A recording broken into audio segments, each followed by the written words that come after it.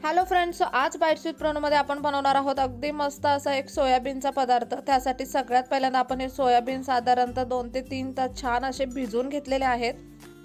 खूप छान भिजलेत सोयाबीन आणि अगदी मस्त सॉफ्ट झालेत, एकदम इझिली तुटतात, इथे तुम्ही पाहू शकता। आता यामध्ये स्वच्छ पाणी टाकून आपण साधारणतः 2-3 वेळा हे सोयाबीन अगदी स्वच्छ असे धुवून घेणार आहोत। सोयाबीन स्वच्छ धुवून घेतल्यानंतर त्याचे आपण 2 भाग करून घेणार आहोत, म्हणजे आपल्याला सोयाबीनचे छोटे छोटे तुकडे करून घ्यायचे आहेत।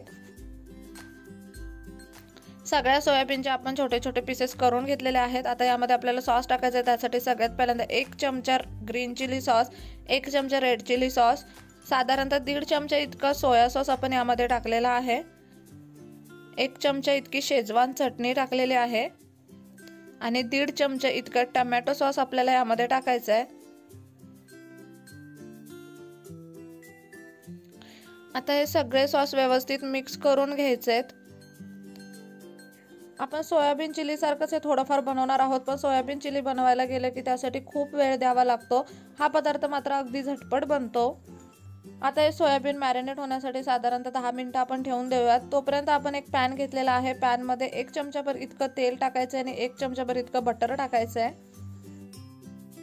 इथे आपण अमूल बटर वापरलेला आहे।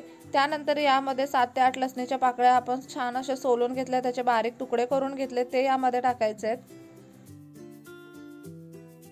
लसूण हलकीशी परतली गेली की यामध्ये आपल्याला ढोबळी मिरची टाकायची आहे। 2 उभ्या चिरलेल्या ढोबळ्या मिरच्या घेतल्यात आपण इथे।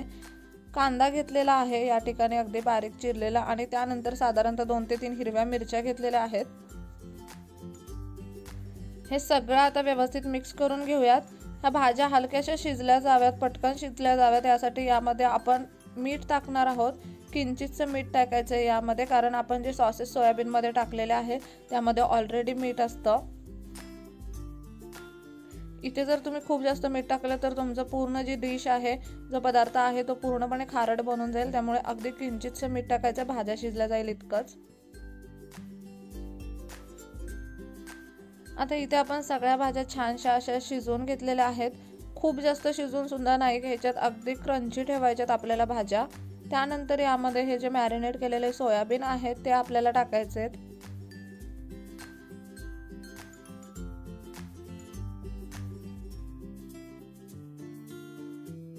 ज्या भांड्यात आपण मॅरिनेट केलेलं त्या भांड्याला हे असे सॉस राहिले, त्यामुळे हे थोडंसं पाणी आपण यामध्ये टाकून घेऊयात।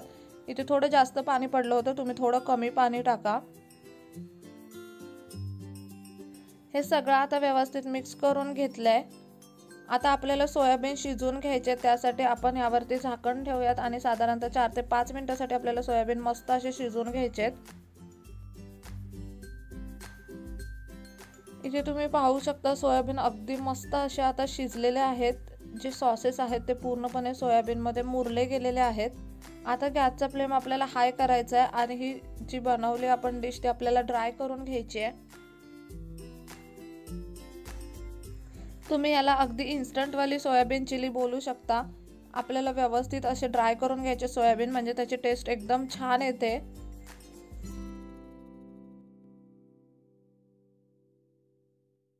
इथे तुम्ही पाहू शकता सोयाबीन अगदी मस्त ड्राय झालेले आहे, त्यामध्ये थोडं सुद्धा पाणी उरलेलं नाहीये। हा वाला पदार्थ ना नुसताच खायला खरंच खूप छान लागतो। मुलं तर खूप जास्त आवडीने खातील। मुलांसाठी जेव्हा बनवाल तेव्हा यामध्ये मिरची तेवढी टाकू नका। खूप सोपी रेसिपी आहे ही सोयाबीनची। अशा निमित्ताने सोयाबीन सुद्धा पोटात जातात आणि खूप टेस्टी लागतात असे सोयाबीन।